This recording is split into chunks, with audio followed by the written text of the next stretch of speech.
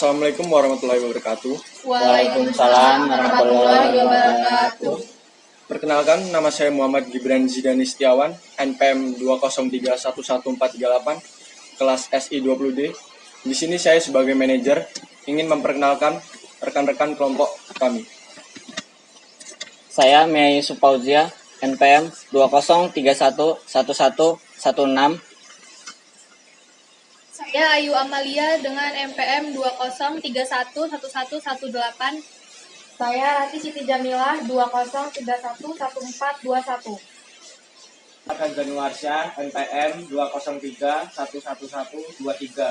Saya Eka Andrian NPM 203111041. Saya Ria Fiana NPM 2031134. Saya Ingrid Octavia NPM 2031136.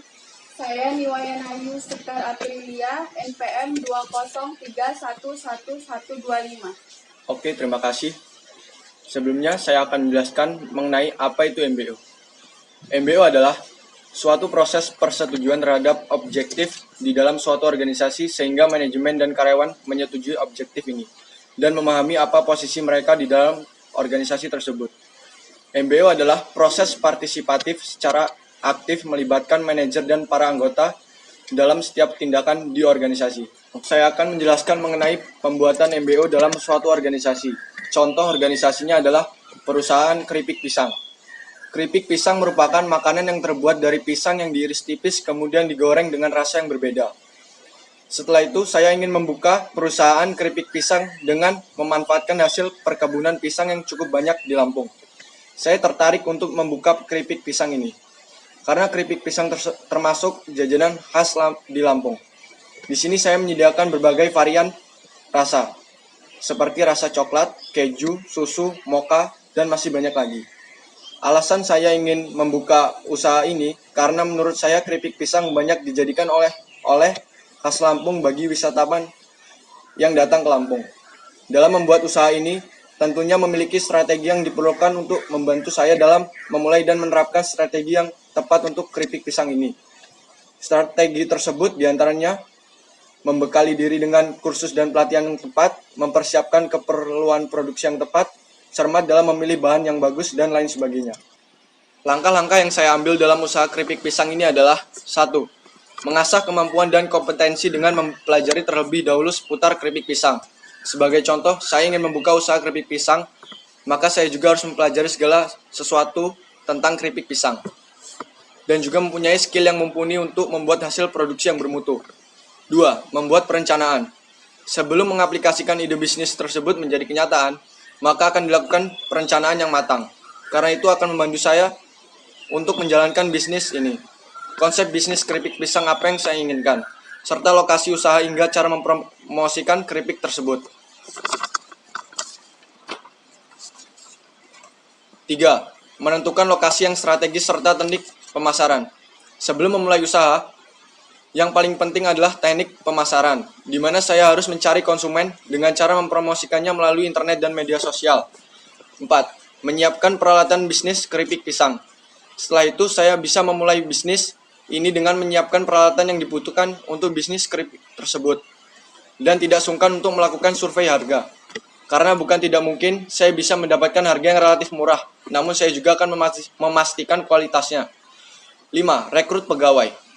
Meskipun pada akhirnya saya memutuskan untuk melakukan usaha sendiri, bukan tidak mungkin jika saya tidak butuh karyawan. Tentu saya akan membutuhkan karyawan dalam membangun usaha bisnis keripik ini. Dalam memilih karyawan, saya mencari masyarakat sekitar yang belum memiliki pekerjaan, karena saya ingin memberdayakan masyarakat, khususnya ibu-ibu yang tidak memiliki penghasilan. Kami akan menjelaskan apa itu CSR, yang akan dimulai oleh rekan Ayu.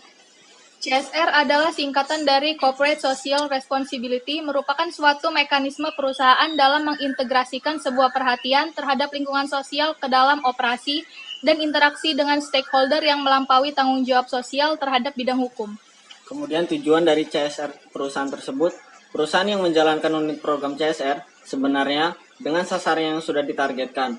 Tujuan yang paling objektif adalah menghasilkan dampak positif terhadap lingkungan yang meliputi masyarakat.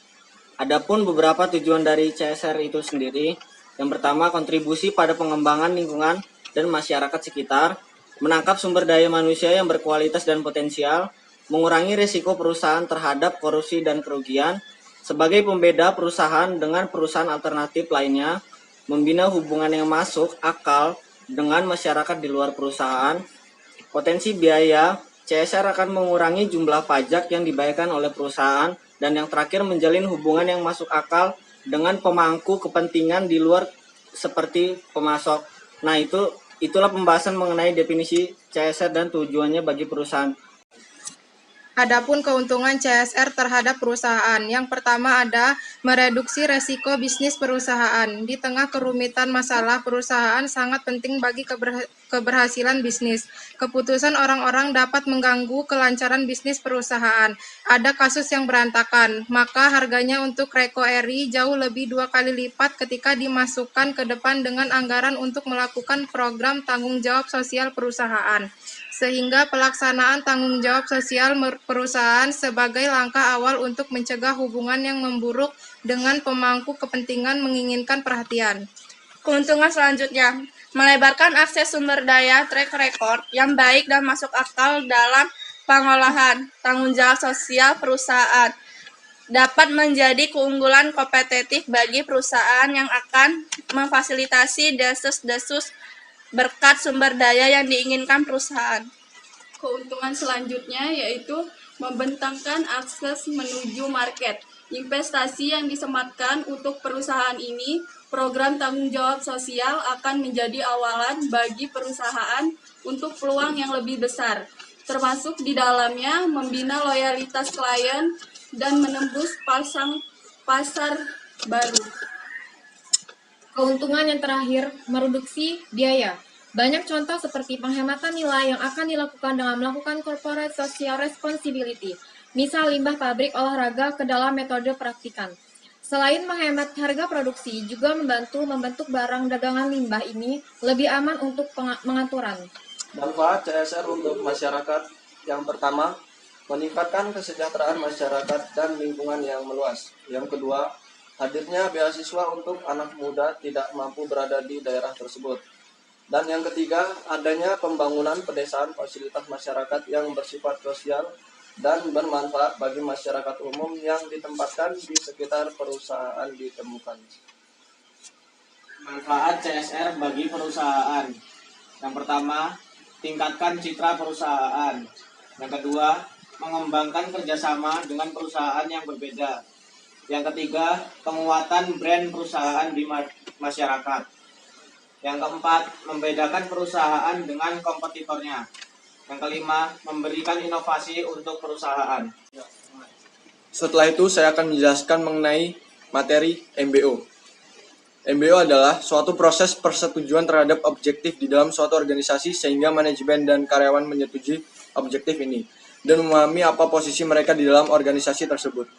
MBO adalah proses partisipatif secara aktif melibatkan manajer dan para anggota dalam setiap tindakan organisasi. MBO adalah singkatan dari Management by Objective. MBO tujuannya adalah agar untuk memudahkan setiap orang dalam organisasi dalam menjalankan tugasnya. Dengan berlandasan pada MBO, setiap orang dalam organisasi mengerti tujuan dan arah dari organisasi mereka. Dengan begitu, semua anggota organisasi atau perusahaan dapat mengerti job description masing-masing. Dengan mengerti job description masing-masing, maka akan memudahkan setiap orang dalam organisasi atau perusahaan dalam menjalankan tugas dan kewajibannya. Job description tentunya dibuat atau disusun berdasarkan program atau tujuan utama dari perusahaan yang bersangkutan, baik untuk jangka pendek maupun panjang. Kebaikan-kebaikan program MBO memungkinkan para individu mengetahui apa yang diharapkan dari mereka. Kemudian, membantu dalam proses perencanaan dengan membuat para manajer menetapkan tujuan dan sasaran. Selanjutnya, memperbaiki komunikasi antara manajer dan bawahan.